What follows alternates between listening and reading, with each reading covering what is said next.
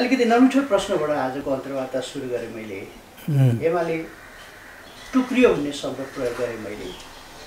अर्को शब्द आफैले प्रयोग गर्न सक्नुहुन्छ के हो? र अर्को एउटा आरोप चाहिँ विभाजन रोक्न चाहनु भएन भन्ने छ। यो मैले समाचारहरूमा आएको टिप्पणीका आधारमा भन्दैछु भने अर्को चाहिँ यो हावाले बढार्ने कसिगर आफै उडेर गयो अर्थात् बढार्नुपर्ने कसिगर हावाले उडायो भन्ने पनि छ। यसबाट मैले सुरु गरेँ। पहिलो कुरा टुक्रियो भन्ने शब्द लगभग ठिकै शब्द हो। यो विभाजित भएको होइन। टुक्रिनु र विभाजित हुनु फरक कुरा हो। विभाजित होइन। टुक्रो चोइटो अलिकति उछिटिनु या त्यसबाट अलग हुनु अर्को कुरा हो। केही मानिसहरू पार्टीबाट अलग भएको हो, त्यसलाई त्यसै रूपमा लिनुपर्छ। कोसिसै गरेन भन्ने कुरो मैले 51 वर्ष अगाडि जति बेला कम्युनिस्ट पार्टी ससाना टुक्रा टुक्रामा विभाजित थियो, खास पार्टी जस्तो पार्टी कुनै पनि थिएन, त्यस बेला एउटा नयाँ आन्दोलन सुरु गर्ने, नयाँ एकीकरणको अभियान सुरु गर्ने त्यो काम गरेको थियो। त्यसै आन्दोलनबाट अगाडि बढेर एउटा एकताको आह्वान 31 सालमा गरिएको थियो। त्यसै आह्वान अन्तर्गत 32 सालमा कोअर्डिनेसन केन्द्र बन्यो, केही जिल्लाका अगुवा साथीहरू मिलेर। त्यसपछि विभिन्न समूहहरू त्यसमा समाहित हुँदै गए। अनेक समूहहरू समाहित भएर माले बन्यो, नेकपा माले 35 सालमा। त्यसपछि अनेक समूह हुँदै गएर पार्टी विस्तार र एकीकरण र एकताका प्रयासहरू खास गरी अन्तिम रूपमा सफल मेरो नेतृत्वमा भएको थियो र नेकपा एमाले र माओवादी केन्द्रलाई पनि मेरो नेतृत्वमा मिलाएर एउटै कम्युनिस्ट पार्टी जस्तो छिटपुट 1-2 जना व्यक्तिहरूका 2-4 व्यक्तिहरूका सानातिना समूहहरू रहनु बेग्लै कुरा हो, नत्र आम रूपमा एउटै पार्टी जस्तो 2/3 स्थिति त्यो निर्माण गरिएको थियो। त्यसलाई म त्यो पृष्ठभूमिबाट ती प्रयासका साथ पार्टी एकता गरेर एकीकरणको अभियान सञ्चालन गरेर आएको मान्छेले पार्टी निर्माण गर्न बचाउन कोसिस गरिन भन्ने कुरा भनेको पूर्वाग्रही र त्यो गलत कुरा हो। मैले त्यसमा धेरै केही भनिरहनु पर्ने आवश्यकता छ जस्तो लाग्दैन। यसबीचमा पनि पार्टी फुटाएको छ अकारण। के कारण थियो र पार्टी फुटाउनु पर्ने? अकारण पार्टी फुटाएको छ। पार्टीभित्र बिना सिद्धि नचाहिँदो ढङ्गले अन्तर्विग्रह सुरु गरेको छ। अस्थिरता पार्टीभित्र सुरु गरेको छ। पार्टीप्रतिको विश्वास कम गराउनका लागि अनेक कुप्रचार पार्टीभित्रबाट गरेको छ। त्यस्तो हुँदा पनि सहेर एकताका प्रयास उहाँ प्रदेशमा पार्टीभित्र अन्तर्घात गरिएको छ, यहाँ पार्टीभित्र अन्तर्घात गरिएको छ। आफ्नो सरकार ढाल्नका लागि विश्वासको मत माग्दा बहिष्कार गरेर बाहिर गएर सरकार ढाल्ने कोसिस भएको छ। संसद जोगाउँ भन्दा जोगाउनलाई विश्वासको मत नदिने र विघटनतिर जाओस् त्यस्ता प्रयास गर्ने र सबै कुरा नेकपा एमालेलाई कमजोर पार्ने, देशमा अस्थिरता कायम गर्ने प्रयास अन्तर्गत सबै गोटीहरू चलेका छन्। त्यति सबै हुँदाहुँदै पनि राष्ट्रपति कहाँ हस्ताक्षर लिएर गएका छन्। एमालेको सरकार हुनु भनेको प्रतिगमन हो, त्यसलाई ढाल्नुपर्छ र कङ्ग्रेसको नेतृत्वमा उद्देश्यहीन विचारहीनहरूको एउटा स्वार्थ समूहहरूको गठजोडबाट एउटा गन्तव्यहीन त्यस्तो सरकार बनाउनुपर्छ र अस्थिरता कायम गर्नुपर्छ भन्ने मान्यताका साथ राष्ट्रपति कहाँ हस्ताक्षर लिएर अनुशासनहीन अराजक ढङ्गले जाँदा पनि मुद्दा हाल्न गएर एमालेको सरकार गिराइ पाऊँ, परमादेश गरेर सोझै नेपाली काङ्ग्रेसका नेतालाई सरकार अदालतबाटै घोषणा गरी पाऊँ भन्ने असंवैधानिक माग लिएर जाँदा पनि ती सबै व्यवहारहरू गरिसक्दा पनि ती सबै गर्दाखेरि पनि फेरि त्यसमाथि पनि कार्यदल बनाएर आफैले फोन गरेर भेटेर कुराकानी गरेर त्यति प्रयास गरेको छु। अनि त्यसमाथि मैले नै प्रयास गरिनँ भन्ने, मैले कोही पनि मान्छे नबिग्रियोस् भन्ने चाहन्छु, कसैले पनि बाटो नबिराओस् भन्ने चाहन्छु, कोही पनि व्यक्ति निष्ठाच्युत नहोस् भन्ने चाहन्छु, मान्छेहरू आदर्शवान नहुन्, निष्ठावान नहुन्। मैले सत्यको मार्ग अवलम्बन गर्नुपर्छ भनेर मेरो लागि मात्रै भनेको होइन, म त गर्छु नै, अरूले पनि सत्यको मार्ग अवलम्बन गर्नुपर्छ, निष्ठाको मार्ग अवलम्बन गर्नुपर्छ मैले भनेको हुँ। अनि म कसैलाई पथभ्रष्ट होस् भनेर किन चिताउँछु, किन चाहन्छु? त्यस कारण यो आरोपहरू म माथिको अनुचित आरोप हो। यसमा भन्ने एक थोक गर्ने अर्को थोक र सँगसँगै अध्यक्षज्यूले राख्नुभएको पूर्वाग्रही व्यवहार मैले भनेको होइन, माधव नेपालले कुनै एउटा सार्वजनिक कार्यक्रममा तपाईँप्रति लक्षित गरेर भनेको कुरा हो। ती शब्द मैले ठ्याक्कै जस्ता तस्तै प्रयोग गर्न सक्दिनँ, त्यसकारण मैले पूर्वाग्रह भन्ने शब्द प्रयोग गरेको हो। र अलिकति बढी चाहिँ दम्बले हामीलाई एक हुन दिएन भन्ने कुरा बोल्नुभएको थियो। मैले यसबारेमा पनि तपाईँको व्यक्तिगत रूपमा लागेको लालसा भएको कारणले स्पष्टीकरण खोजेँ। तपाईँले मसँग दम्ब आफूले चाहिँ देख्नुभयो त कतै? माधव नेपालले त अर्गेलाइ गर्नु छ, अर्गेलाइ गर्नेले न्यु खोज्छ, यस्तो हो उस्तो हो अनेक कुरा भन्छ। मैले दम्ब देखाएको कतै देख्नुभएको छ? मैले त निष्ठाको कुरा गरेको छु। मैले आफ्नो स्वार्थका लागि कुनै देशलाई घात गर्ने काम, पार्टीलाई घात गर्ने काम गरेको देख्नुभएको छ? कहिल्यै मैले विपक्षीसँग मिलेर पार्टीका विरुद्ध घात गरेको देख्नुभएको छ भने माधव नेपालले त विपक्षीसँग मिलेर पार्टीका विरुद्ध घात गरेको त तपाईँ हामी सबैले चस्मा लाउनु पर्दैन नि, नलाइकन देखेका छौँ नि, खाली आँखाले देखेका छौँ। यसमा मैले थप जवाब दिइरहनु पर्ला र? यसमा यो प्रसङ्गमा मेरो एउटा अन्तिम प्रश्न, यति हुँदाहुँदै फेरि नेतृत्वले किन अब्जस बोक्ने त? अहिले सबैतिरबाट अब्जसको भागी त अध्यक्ष किन अब्जस बोक्ने? होइन, राजनीतिमा पक्ष विपक्ष हुन्छ। कस्तोसम्म पक्ष विपक्ष हुँदो रहेछ भने महात्मा गान्धीलाई गोली हाने नि त, त्यस्तो प्रतिपक्ष विपक्ष भनेको त्यस्तो हुँदो रहेछ नि त। विपक्षले भन्दो रहेछ कहीँ पनि सुकरातलाई त विष खुवाएर मारेका थिए, ब्रुनो बाबेरको के हालत भएको थियो, ग्यालिलियोको के हालत भएको थियो, मार्टिन लुथर किङलाई के गरेका थिए, दक्षिण अफ्रिकामा क्रिस हनीलाई के गरेका थिए। तसर्थ विपक्षी हुन्छन् र विपक्षीले हदैसम्मको उपद्रव गर्न सक्छ, आरोप लान्छना लगाउन सक्छन्, झुटा लान्छना लगाउन सक्छन्। यदि भीमसेनले नै पनि गदा युद्धमा सजिलैसँग दुर्योधनलाई जित्थे भने कृष्णले इसारा गरेर यहाँ हान त्यहाँ हान भनिरहनु पर्ने थिएन होला।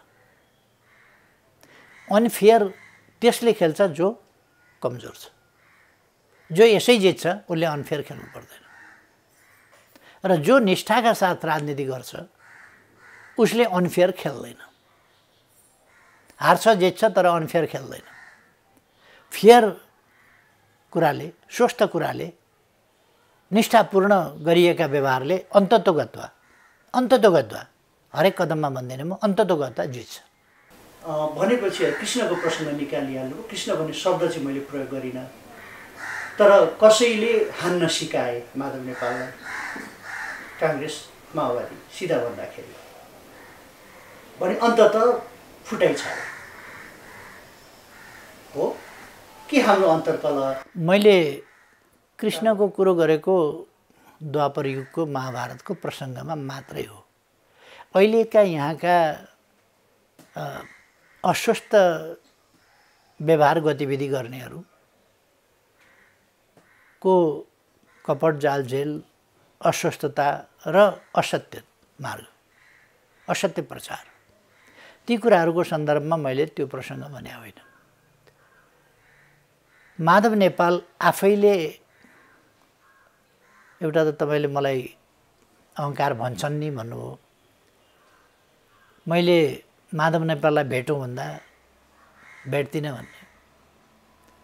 अहिलेसम्म माधव नेपालले कम्तीमा 2 वर्ष भयो होला फोन गरेको छैन। मैले लगातार फोन गरिराखेको छु, कुरा गरिराखेको छु। म प्रधानमन्त्री कहाँ आएर भेट्दिनँ, यहाँ भेट्दिनँ भन्दा म आफै भनेको ठाउँमा गएको छु। त्यसरी काम गरेँ मैले। तैपनि मलाई के लाग्छ भने यो माधव नेपालको एक्लो होइन, त्यो तपाईँ यसै देख्नुहुन्छ। एउटा दक्षिण ध्रुवको छ, अर्को उत्तर ध्रुवको छ। एउटा चुम्बकका 2टा पोल एक ठाउँ आउँदै आउँदैन। तर यहाँ चुम्बकका 2टा पोल जस्ता शक्तिहरू अनेक 2टा पोलहरू एकै ठाउँमा ल्याइएको छ। कसरी? त्योभन्दा बढी बलवान शक्ति भयो भने त्यसलाई त्यहाँ राख्छ। बढी बलवान भयो भने एउटा बलका अगाडि बन्धनको केही लाग्दैन भन्छ। जस्तै बन्धन भए पनि त्योभन्दा त्यसलाई टुटाउन सक्ने गरीको ताकत लाग्यो भने माधव नेपाललाई एमालेमा रहन नसक्ने गरी, त्यहाँबाट छुटाउने गरी, त्यहाँबाट चुडाउने गरीको ताकत लागेपछि माधव नेपालको केही लाग्दैन, केही लागेन होला। त्यो हुनसक्छ। यसमा त्यसो हो भनेदेखि हाम्रो अन्तर्कलहले प्रतिपक्षी बलियो भयो। अन्तर्कलह पनि होइन, यो कलह 2 पक्षको हुन्छ। यहाँ एक पक्ष माधव नेपालको न्यु खोजाइ मात्रै हो। माधव नेपालका उद्देश्य मात्रै हुन्। हाम्रो कुनै पार्टी बनाउने, किनभने देश बनाउनु छ। देश बनाउनका लागि राम्रा नीतिहरू, राम्रो व्यवहार, राम्रो अभ्यासका साथ अगाडि बढ्नु छ। हामी त्यसमा लाग्ने हो, त्यसमा लागेका छौँ। हामीले कहाँ कतै अन्तर्घात गरेका छ, कहाँ कतै बेइमानी गरेका छ, कहाँ कतै अस्वस्थता, हामीले त केही गरेको छैन नि त, केही नै गरेको छैन। तपाईँहरूले के भन्न सक्नुहुन्छ भने कडा बोली भन्यो भनेर।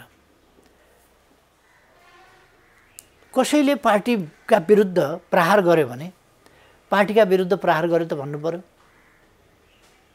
पार्टीका विरुद्ध प्रहार गर्नु राम्रो कि नराम्रो भन्दा नराम्रो त भन्नु पर्यो। पार्टीलाई ध्वस्त पार्ने, देशका हितलाई नोक्सान पार्ने, देशलाई अस्थिरतामा धकेल्ने, देशको अमूल्य समय, विकास निर्माणमा लाग्नुपर्ने समय अहिले हेर्नुहोस् त बजेट रोक्का छ। बजेट रोक्का छ। 1.5 महिना अगाडिदेखि हामीले जेठ 15 मा किन बजेट जारी गर्छौँ? किनभने जेठ र असार भित्रमा बजेटका तयारी सम्बन्धी काम सबै सकियोस् र साउन 1 गतेबाटै विकास निर्माणको काम सुरु होस् भन्नका लागि। हाम्रो पुँजीगत खर्च हुने गरेन। त्यसकारण पुँजीगत खर्च हुन सकोस्, पुरा हुन सकोस्, सुरुदेखि नै काम हुन सकोस्। असारको अन्तिममा बजेट पास गर्ने, मूल पेस्की विधेयक पास गर्ने, अनि असोज कार्तिकसम्म लाग्छ पूर्ण रूपमा बजेट पास हुँदा, अनि मङ्सिरबाट सुरु गर्दाखेरि वैशाखतिर बल्ल निकासा हुँदा जेठ लागिसक्छ, काम हुँदैन, फेरि बजेट फ्रिज हुन्छ। यस्तो स्थितिबाट देशलाई मुक्त गर्नका लागि हामीले गर्यौँ। अब अहिले त बजेट रोकिदिएको छ। बजेट रोकेर कर्मचारीलाई तनखा खुवाउने बाहेक केही पनि नगरेर रोकिदिएको छ। अहिले सरकार केमा लागेको छ भन्दा भत्काउन लागेको छ, बिगार्न लागेको छ, फाँडफुँड गर्न लागेको छ, दमन गर्न लागेको छ। अहिले त शान्तिपूर्ण विरोध प्रदर्शन पनि असह्य भइसक्यो। शान्तिपूर्ण विरोध प्रदर्शन सुन्नै सक्दैन। तपाईँले हिजो देख्नुभयो होला विद्यार्थीहरूमाथि कति निर्मम ढङ्गले के ती कुनै नेपाली समाजलाई, नेपाल राष्ट्रमाथि हमला गर्न विदेशी फौज आएको हो, कुनै विदेशी हमला भएको हो र? त्यहाँ त यस्तो निर्मम ढङ्गले विद्यार्थी, ती हाम्रा भाइ छोराछोरी होइनन् र? तिनीहरूमाथि म पनि 3.5 वर्ष प्रधानमन्त्री भएर छुट्याउँ। कहिल्यै त्यस प्रकारको निर्मम शान्तिपूर्ण ढङ्गले निस्किने बित्तिकै निर्मम हमला त गरिएन नि। यो हमला गर्न लागेको छ, अङ्गभङ्ग गर्न लागेको छ, विद्यार्थी घाइते बनाउन लागेको छ, युवाहरूलाई घाइते बनाउन लागेको छ। देख्नुहुन्न विरोध आक्रमण गर्न थालेको छ, भत्काउन थालेको छ। सुकुम्बासी भूमिहीनहरूका समस्या समाधान गर्ने भूमि आयोग भत्काउन लागेको छ। यस्तो अवस्थामा देशको समय बर्बाद गर्ने यो काममा लागेपछि, यस्तो भएपछि यो राम्रो भएन। यो त देशका विरुद्ध, जनताका विरुद्ध अपराधपूर्ण काम हो। ल्याइदिएको भ्याक्सिन पनि राम्ररी लगाएको छैन, यो राम्रो भएन। अहिले विकास निर्माणको काम गर्नुपर्ने, सुशासनका काम गर्नुपर्ने ठाउँमा कुशासनतर्फ, दमनतर्फ, विरोधी दबाउने मास्नेतर्फ, त्यतापट्टि सरकार विकास निर्माणको कुरै छैन। देशमा द्वन्द्व बढाउनेतर्फ, परस्परमा विद्वेष र घृणा बढाउनेतर्फ, देशलाई भिडन्तमा लानेतर्फ लागिरहेको छ। नेपाली कङ्ग्रेसको नेतृत्वमा सरकार छ र प्रचण्ड पथमा हिँडिरहेको छ। विचित्रको स्थिति छ। यो स्थिति राम्रो भएन। यो जनविरोधी क्रियाकलाप भयो, नगर्नुहोस्। यो देशका विरुद्ध भयो। देशको अमूल्य समय बर्बाद गर्नु देशको हितको पक्षमा होइन, विपक्षमा भयो। यसलाई तपाईँहरूले के भनिदिनुहुन्छ मिडियामा भने यो चर्को बोल्छ। यो चर्को बोलेको होइन, यो यथार्थ बोलेको। अध्यक्ष, यस प्रश्नमा फेरि अरू अन्तर्वार्तामा अझ बढी आउँछु, किनभने त्यस पछाडि अरू धेरै क्रियाशीलताहरू बढ्छन्। अब अलिकति राष्ट्रिय राजनीतिमध्ये एउटा यो राजनीतिक सन्तुलन सम्बन्धी एउटा मेरो प्रश्न छ। अहिलेको यो अवस्था, यो घटनासँगै हेर्ने हो भने जुन राजनीतिक सन्तुलन कायम थियो 3 वर्षदेखि तपाईँको नेतृत्वमा, अब त्यो बिथुलियो, बिग्रियो। यसको असर राष्ट्रिय राजनीतिमा त छँदैछ, देखियो, अब प्रदेशमा देखिन्छ र आगामी स्थानीय निर्वाचनमा पनि देखिने सम्भावना छ। र मेरो अनुमान अर्थात् मेरो बुझाइ भनेको चाहिँ क्रमशः नेकपा एमालेको संस्थापन पक्षको शक्ति क्षयीकरण हुन सक्छ कि यी कारणहरूले भन्ने मेरो अनुमान हो। यसबारे अलिकति बताइदिनुहोस्। म सही या गलत होइन, अझै क्रान्तिकारी रूपमा अगाडि जाने हो। राजनीतिमा कुनै पनि कुरा एकदम पूर्व निर्धारित त्यस्तो हुँदैन। कसले कस्तो काम कसरी गर्छ भन्ने कुरा हो। नेपाली कङ्ग्रेस 15 सालमा 2/3 ल्याएको पार्टी हो। 48 मा बहुमत ल्याएको पार्टी हो, 56 मा पनि बहुमत ल्याएको पार्टी हो, ल्याएको हो नि। अहिलेको प्रणाली चाहिँ बहुतै अप्ठ्यारो प्रणाली छ। समानुपातिकले गर्दा स्थिरता गाह्रो छ। साह्रै ठुलो वेभ सिर्जना भयो भने कहिलेकाहीँ कुनै पार्टीको बहुमत आउला। तरिका मिलाइयो भने, जस्तो नेकपा एमालेको हिजो 3 वर्षसम्म बहुमतको सरकार रह्यो। बहुमतको सरकार त रह्यो, एकपल्ट बन्यो नि देशमा, तरिकासँग बन्यो। त्यो तरिकाले मात्रै बन्या हो। नत्र साधारणतया भन्ने हो भने बहुमत आउँदैन। अथवा प्रणाली लगभग हामीले अस्थिरतावाला प्रणाली, यो अलिअलि थोपरियो, अलिअलि हामीले संविधान जसरी पनि बनाउनु पर्ने स्थितिमा कम्प्रोमाइज गर्नु पर्यो, सम्झौता गर्नु पर्यो। हाम्रा कामहरू कस्ता हुन्छन्? हामी जनताका निम्ति, देशका निम्ति कति काम गर्न सक्छौँ, एउटा कुरा। र विरोधीहरू जो निकम्मा छन्, जोसँग विचार छैन, जो कामले अगाडि जान सक्दैन, उनले अनुचित अनर्गल झुट प्रचार गर्छन्, बदनाम बेइज्जत गर्न खोज्छन्। र त्यो कुप्रचारको भरमा उनीहरू कामहरूलाई होजेलमा पार्ने, राम्रा पक्षहरूलाई होजेलमा पार्ने, झुटा कुराहरू प्रचार गर्ने र आफ्नो निकम्मापनलाई ढाकछोप गर्ने काम गर्छ। अहिलेसम्म त्यही भएको छ। अहिले पनि नेकपा एमालेका विरोधीहरू एमालेको कमजोरी के हो त्यो देखाउन पनि सक्दैनन्, झुटा कमजोरीको चर्चा गर्छ।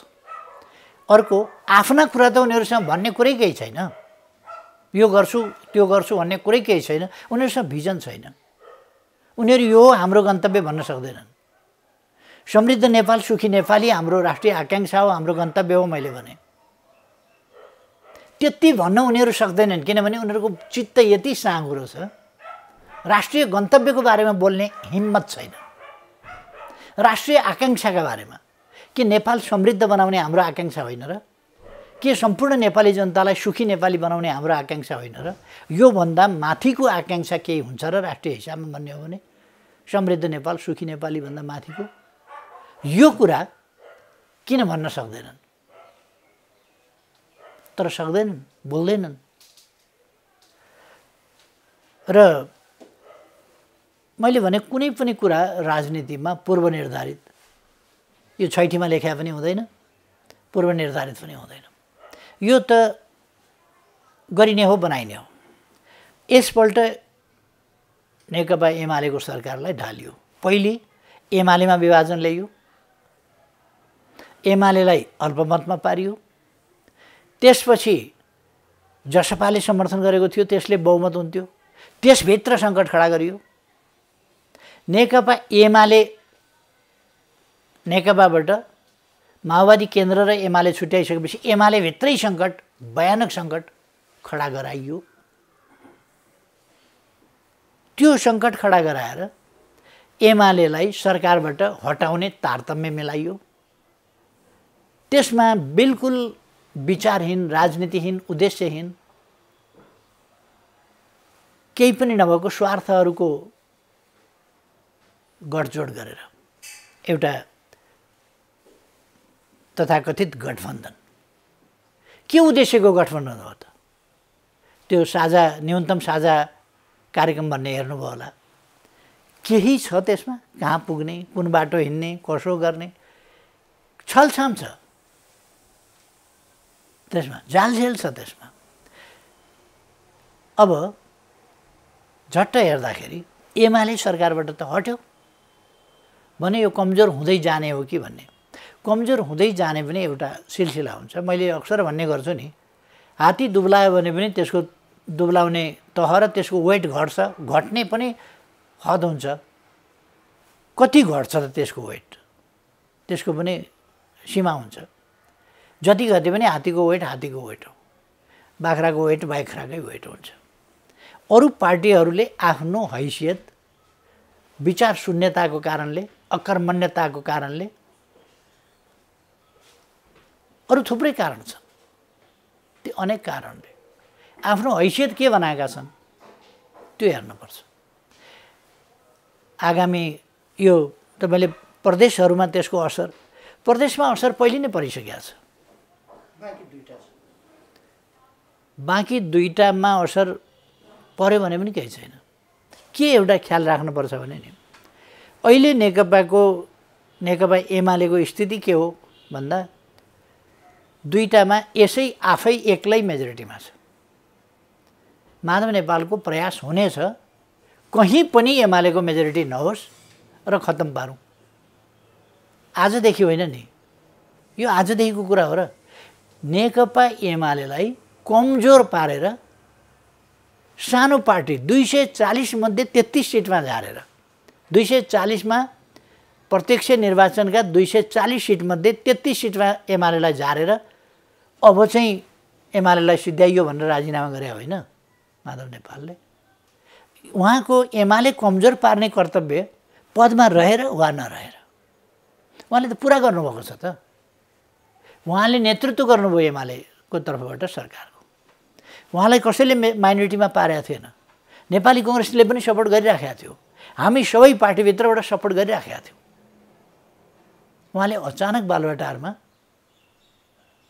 कांग्रेसलाई हामीलाई कसैलाई थाहा नदिइकन राजीनामा गरिदिनु हो किनभने काफी अलोकप्रिय बनाइसकियो सरकार अब यति भएपछि उठ्न सक्दैन काम पुग्यो भनेर राजीनामा गर्यो त्यति बेर पनि उहाँले आफ्नो कर्तव्य टुप्पामा बसेर पुरा गर्नुभएको थियो पार्टीको टुप्पामा बसेर पार्टीलाई धराशायी बनाएर पुरा गरेर राजीनामा गर्नुभयो सरकारको टुप्पामा बसेर एमालेको सरकार सञ्चालन गर्ने कुनै क्षमता रहन्छ भन्ने कुरा प्रमाणित गराएर उहाँका लागे पुगेसम्म अब एमाले उठ्दैन है यति भएपछि भनेर उहाँले प्रधानमन्त्रीबाट राजीनामा गर्नुभयो अहिले सरकारमा नहुँदा अन्तर्विग्रह अन्तर्घात र विपक्षीसँग भित्रभित्र मिलेर विपक्षीलाई एकजुट पार्ने भूमिका खेलेर सिद्ध्याउने कुरा गर्नुभयो अनि यसै कारणले यो त एउटा च्याप्टर त क्लोज भयो नि अब यसै कारणले नेकपा एमाले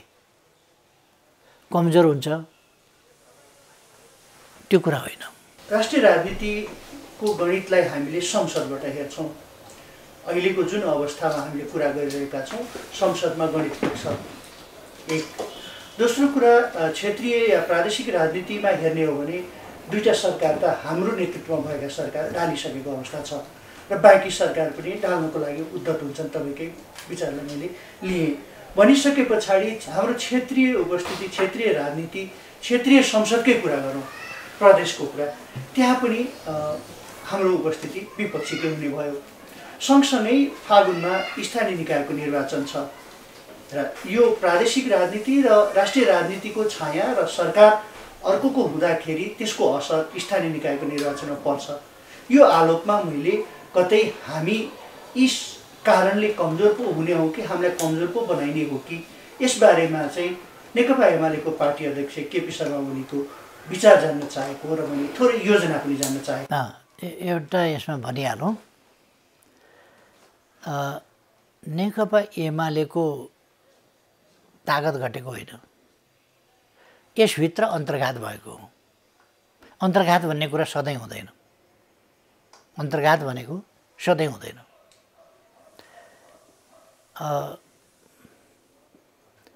केही मान्छेले अन्तर्घात गर्दा एक समय विरोधीसँग मिलेर अन्तर्घात गर्दा एक समय अलिकति धक्का पर्छ। त्यसले उनीहरूले एकाध ठाउँमा भत्काउने एका ठाउँमा इँटा खुस्काउने गर्न सक्छन्। त्यो यस्तो अपूरणीय क्षति चाहिँ होइन, त्यो टाल्दा भइहाल्ने कुरा हो, टाल्दा हुने कुरा हो, त्यो अपूरणीय क्षति होइन। यो भवन नै ध्वस्त भएको होइन। नेकपा एमाले को त्यसभन्दा पछिको दोस्रो पार्टीको अहिले पनि नेकपा एमाले प्रमुख पार्टी त हो नि देशको। दोस्रोको स्थिति के छ भन्दा संसदमा 61 सिट, प्रतिनिधि सभामा एमालेसँग 100 सिटभन्दा बढी त अहिले छ नि त। 100 सिटभन्दा बढी त अहिले छ एमालेसँग, अरूसँग 60 होला, अरूसँग 48 होला, अरूसँग होला बाहिर फेर यताउता जोड्दाखेरि 30-35 होला। स्थिति त त्यही हो नि। त्यसो भएर नेकपा एमालेसँग अरूको तुलना त हुँदैन, हुने स्थिति छैन। नेकपा एमाले माओवादी र कङ्ग्रेस दुईटा स्थानीय तहका निर्वाचनहरूमा मिलेर चुनाव लड्दा प्रमुख हैसियतमा आएको होइन र पहिले पनि। अहिले त नेकपा एमाले त धेरै काम गरेको छ नि यस बिचमा। एमाले के गर्यो भनेर कसैले सोध्यो भने तपाईँ जहाँ हुनुहुन्छ, जहाँ उभिनु भएको छ त्यही ठाउँबाट यसो वरिपरि दायाँ हेरेर बायाँ हेरेर तपाईँ भनिदिन सक्नुहुन्छ यो त एमालेकै सरकारमा गरेका काम हो भनेर त्यहीँ उभिएर तपाईँ देखाउन सक्नुहुन्छ। त्यति काम भएको छ। काठमाडौँको सडक, काठमाडौँमा पानी, अहिले बाढीले मेलम्ची बिग्रिया होला, एमाले त ल्याएको हो नि। बाढी आउनु त बेग्रै कुरा हो। बाढी पनि हामी भन्दै थियौँ यो जनवरीसम्ममा हामी त्यसलाई ठिक गरेर ल्याउँछौँ। उहाँहरूले वैशाख जेठ पुर्याइसक्नुभयो। त्यो उहाँहरूसँग त्यो कार्यक्षमता छैन, किनभने यति समय त उहाँहरूको कुरा गर्दा गर्दै बितिसक्यो, बधाई आदान प्रदान गर्दा गर्दै बितिसक्यो, विरोधीहरूको आलोचना र विरोध गर्दा गर्दै विरोधीलाई धम्काउँदै बितिसक्यो। 1.5 महिना त गइगयो नि।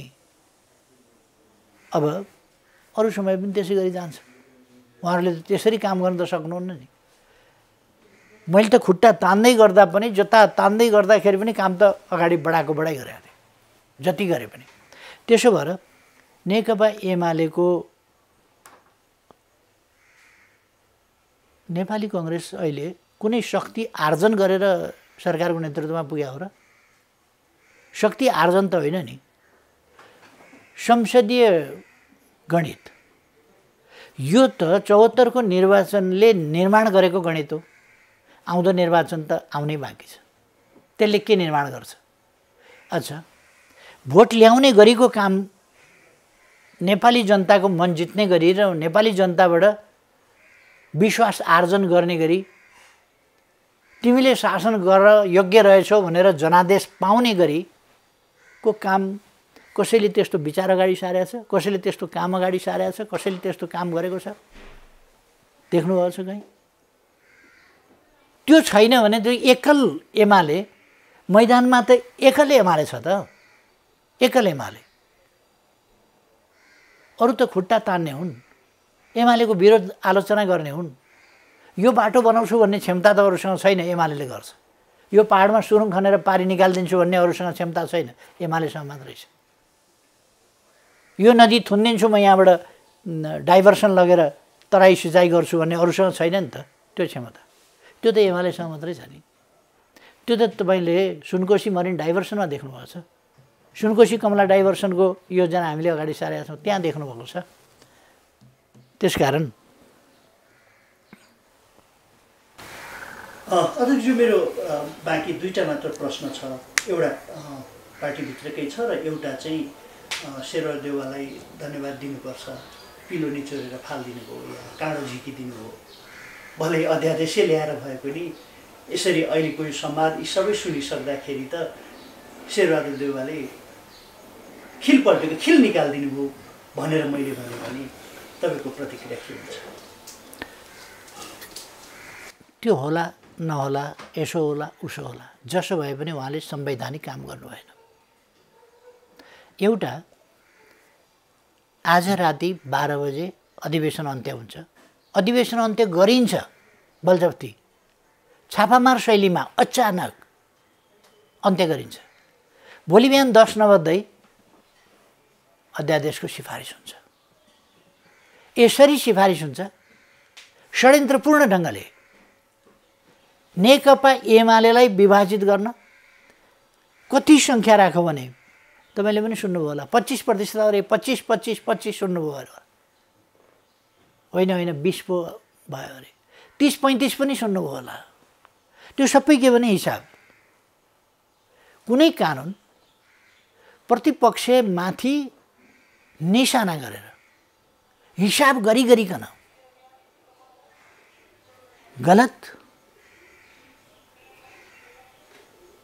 बदनियतका साथ कुनै कानुन त्यसरी ल्याइन्थ्यो भने संसद चलिरहेको थियो, संसदमा ल्याउनु पर्थ्यो। संसद छलेको भनेको यो राति 12 बजे अन्त्य गर्ने, बिहानै अध्यादेश सिफारिस गर्ने। अध्यादेशको ब्यौरा पहिले लेखिएको थियो, संसदमा पेश गर्नुपर्छै पर्दैन। आज राति 12 बजे अन्त्य हुन्छ। अध्यादेश ड्राफ्ट 10 नबज्दै कसले गर्यो त? बिहानै आवरमा अफिस आवर सुरु पनि भएको छैन, कर्मचारी आएका पनि छैनन्। कानुनको परामर्श कहिले कोसँग लिनुभयो? किनभने अफिस बस्नुभन्दा अगाडि त तपाईँले त अध्यादेश सिफारिस गरिसक्नु भएको छ। प्रष्ट देखिन्छ बदनियत लुक्या छ। अराजनीतिक प्रतिस्पर्धाको क्षमता नभएको कुटिल राजनीतिका नाममा कुटिलताबाट विपक्षीलाई समाप्त पार्ने, कमजोर पार्ने त्यस खालका नियतवश अस्ति भर्खर सर्वोच्च अदालतले अत्यावश्यक अत्यन्त जरुरी नपरिकन, देशका लागि जरुरी पर्नुपर्छ, कुनै व्यक्तिका लागि होइन। यहाँ माधव नेपाललाई अति जरुरी पर्यो भनेर कानुन ल्याइने होइन, देशका लागि जरुरी पर्नुपर्छ। जनताका हितहरू त्यसमा जोडिएको हुनुपर्छ, राष्ट्रका हितहरू त्यसमा जोडिएको हुनुपर्छ। यो अध्यादेशसँग राष्ट्रका हित कहाँ जोडिएको छ? लोकतन्त्रलाई एउटा नौटङ्की प्रणाली बनाउने, अलोकतान्त्रिक प्रणाली बनाउने यो क्रियाकलाप राष्ट्रिय हित जनहितसँग कहीँ जोडिएको छ? तत्काल गर्नै पर्ने देशका लागि के पर्यो यो अध्यादेशसँग? त्यस्तो सम्बन्ध के छ? के पर्यो यो? जनताको हितका लागि नगरी नहुने तत्काल के पर्यो? त्यसो भए बैठकमा ल्याउन सकिन्थ्यो, संसदको छोटो बाटोबाट गर्न सकिन्थ्यो। यस्तो छोटो बाटोबाट गरिएका उदाहरणहरू छन्। 2065 साल जेठ 15 गते बिना तयारी पहिलो संविधान सभाको पहिलो बैठकबाट, संविधान सभा के हो र व्यवस्थापिका के हो त्यो पनि छुट्टिएको छैन, बोलाइएको संविधान सभाको बैठक छ। व्यवस्थापिकाले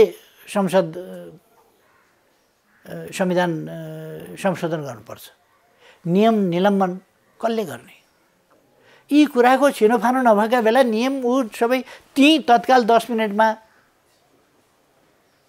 बैठक बोलाएर, व्यवस्थापिकाको बैठक बोलाएर, संविधान सभाको स्थगित गरेर, कानुन तत्काल निलम्बन गरेर, संविधानको धारा तत्काल निलम्बन गरेर, तत्काल फेरेर गणतन्त्र घोषणा गरिए होइन भने एकदम जरुरी पर्यो। त्यो पनि त्यति आकस्मिक जरुरी थिएन त आफ्नो ठाउँमा होला, तर त्यस्तो जरुरी पर्दा त गर्न सकिँदो रहेछ नि त। जरुरी पर्यो भनेदेखि देशलाई नै जरुरी पर्यो भने त हामी गर्न सक्थ्यौँ होला नि, तर देशलाई नै जरुरी परेको त केही थिएन, जनतालाई नै जरुरी परेको आकस्मिक रूपमा त केही थिएन।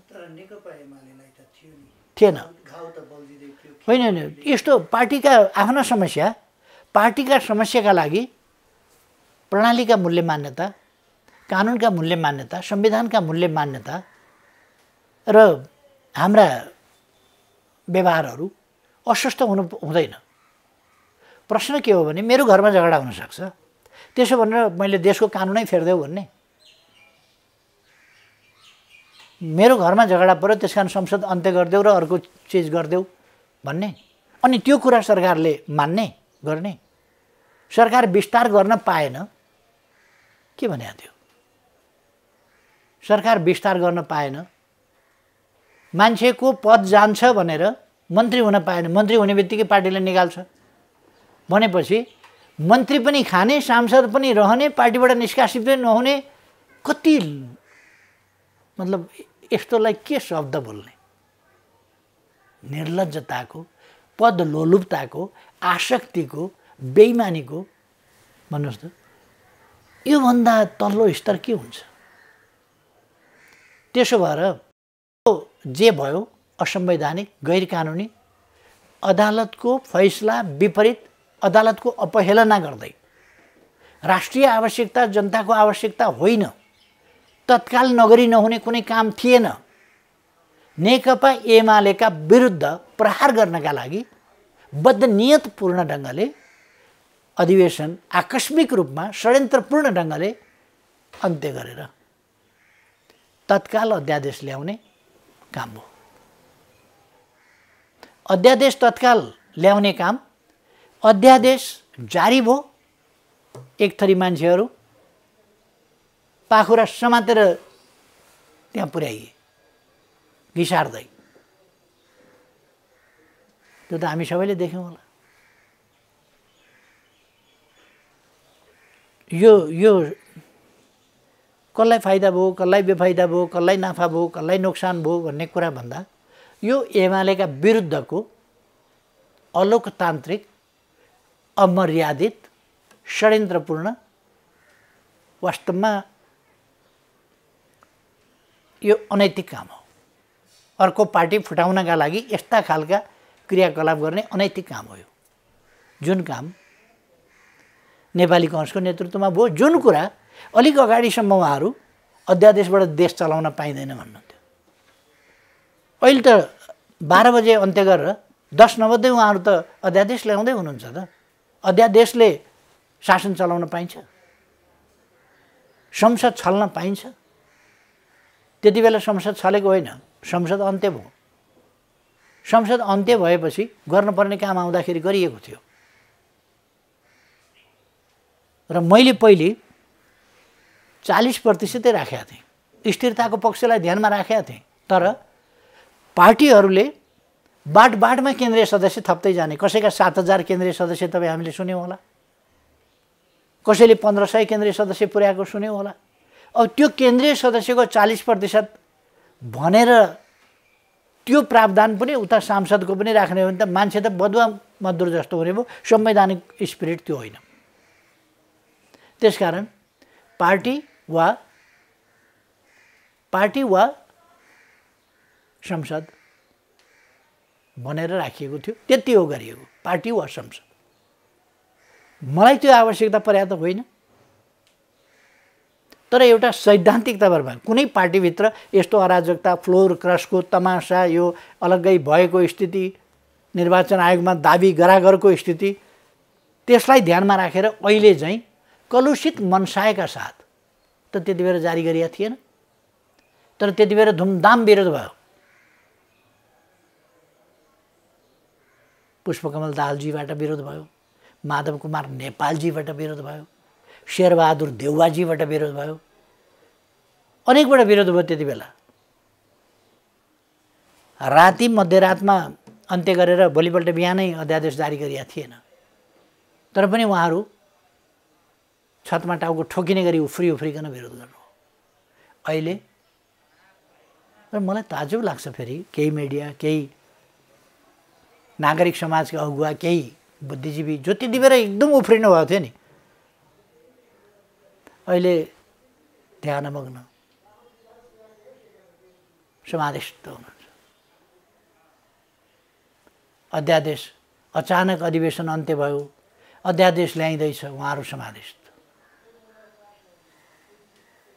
फेरि यो त अलिक मिलेन नि, यो त भएन नि, यो त बदनियतपूर्ण देखियो नि, उहाँहरू समाधिस्थ।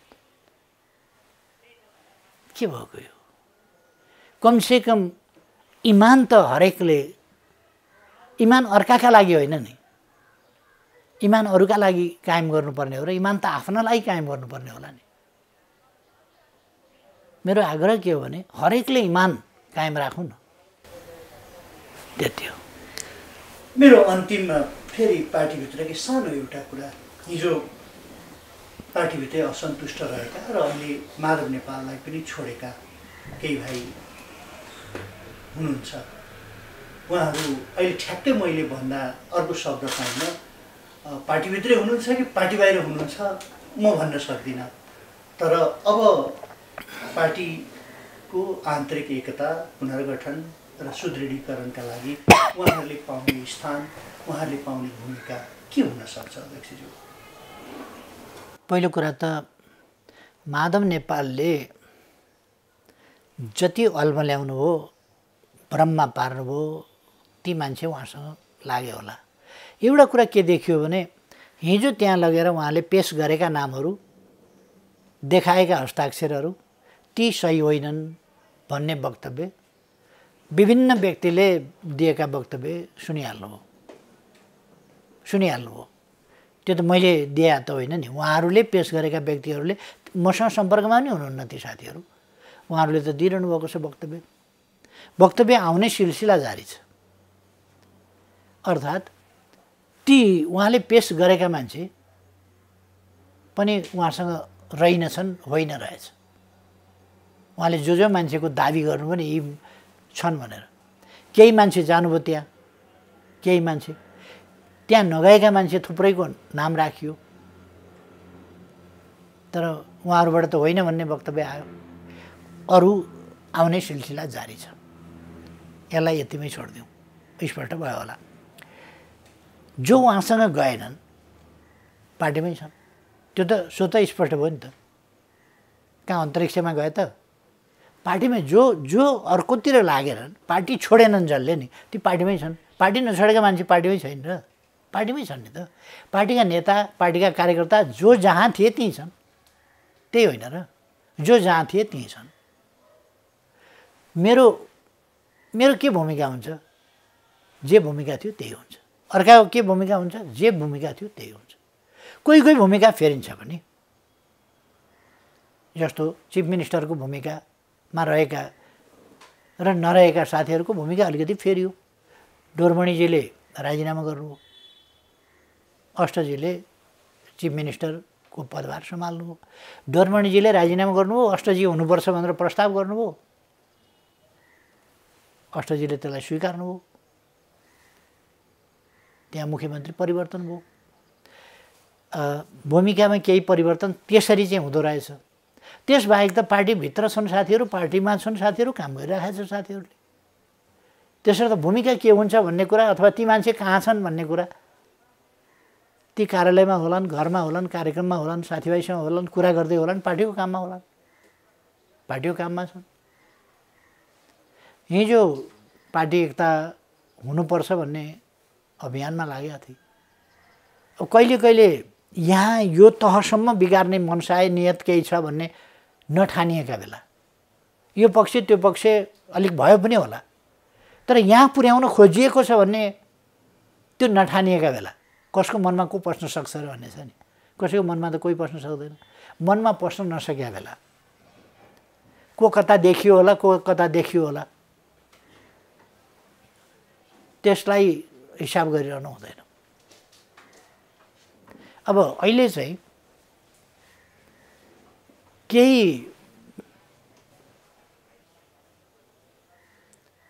हिजो अनावश्यक ढङ्गले राष्ट्रपतिले त प्रधानमन्त्रीको सिफारिसमा काम गर्दिने हो, त्यसमा धुमधाम विरोध आलोचना।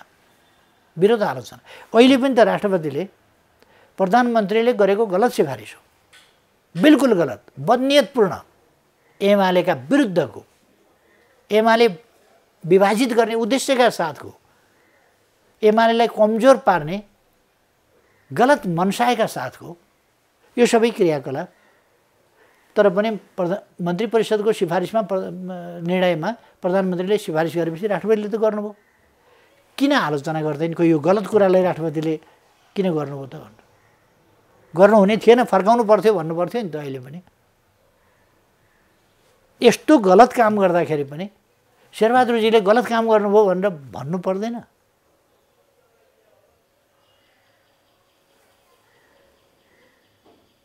अर्कोतिर सभामुखको काम पार्टीले कसैलाई निष्कासन गर्छ भने त्यो नोटिस जारी गरिदिने हो। पहिले टोपबहादुर आइमाझीजी लगायत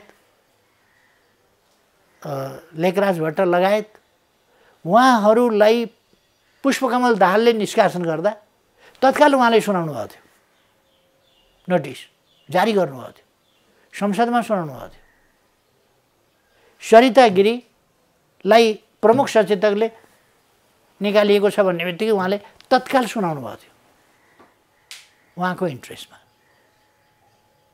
अहिले 3 दिनदेखि उहाँ के पर्खिएर बस्नुभएको छ? नेकपा एमाले हटाइसकेका मान्छेहरू, हटाइएको एमाले हटाएको छ भन्ने सूचना किन टाँस्नुहुन्न? उहाँ सभामुखको कर्तव्य त्यही हो। ट्रेडिसन के छ भन्दाखेरि 24 घण्टाभित्र सभामुखले सूचना टाँस गरिसकेका छ। पहिले यति बेर सूचना टाँस नगर्ने, कागजपत्र झिकाउँछु हेर्छु, सभामुख न्यायाधीश होइन, सभामुखले छानबिन गर्ने फैसला गर्ने होइन। कुनै पार्टीले कसैलाई निकाल्छ कि निकाल्दैन त्यो कुरा निकाल्नु उपयुक्त छ कि छैन, न्यायाधीश होइन सभामुख। निष्कासन गरेको सूचना टाँसिदिने हो। सदन छ भने सदनमा सुनाउने, सदन चलिरहेको छैन भने सूचना पार्टीमा सूचना टाँस गर्नेसम्मको काम हो सभामुख। न्यायाधीश पल्टिने हो र? माओवादी कार्यकर्ता भएर एमालेका विरुद्ध काम गर्ने हो? एमाले फुटाउने षड्यन्त्रमा सामेल हुने हो सभामुख? उहाँ केलाई पर्खिरहनु भएको छ?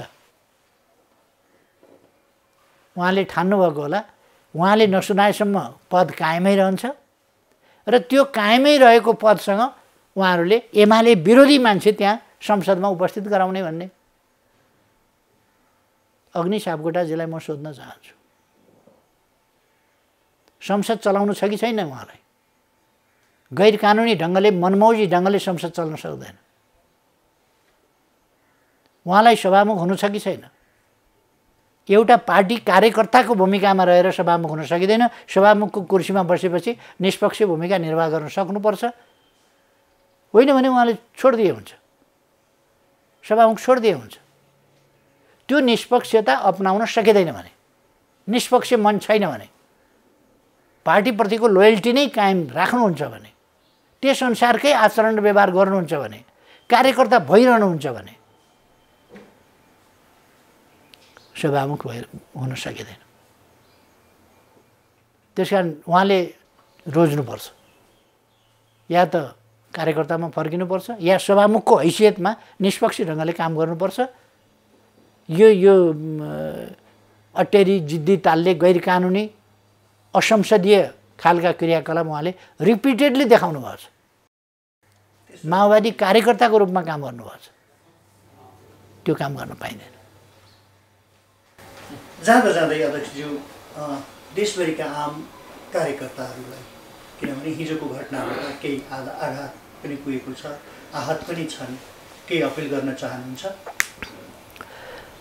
मैले पार्टीका सम्पूर्ण नेता कार्यकर्ताहरूलाई कुनै भ्रम अन्यलमा नपर्न, अलमलमा नपर्न, कसैको पद वा अन्य कुनै कुराको प्रलोभनमा नपर्न र पार्टीप्रति निष्ठावान भएर काम गर्ने हाम्रो परम्परा छ। आम नेता कार्यकर्ताहरू निष्ठावान हुनुहुन्छ, तर भ्रममा पारेर निष्ठाच्युत पार्ने कोसिस हुनसक्छ। त्यसकारण कुनै भ्रममा नपरेर पार्टीप्रति निष्ठाका साथ, दृढताका साथ उभिन, पार्टी विरोधी विचार क्रियाकलाप ती कुराहरूलाई अस्वीकार गर्न र पार्टीको एकता, पार्टी विस्तारका काममा जुट्न र आगामी दिनमा हामीले विजय हासिल गर्दै जानुछ। नेपालमा राजनीतिक हिसाबले विजय हासिल गर्ने अर्को कुनै शक्ति छैन। हामीले विजय हासिल गर्दै जानुपर्छ र त्यो विजय यात्राका लागि त्यस अभियानमा सबैलाई जुट्न म हार्दिक आग्रह गर्दछु।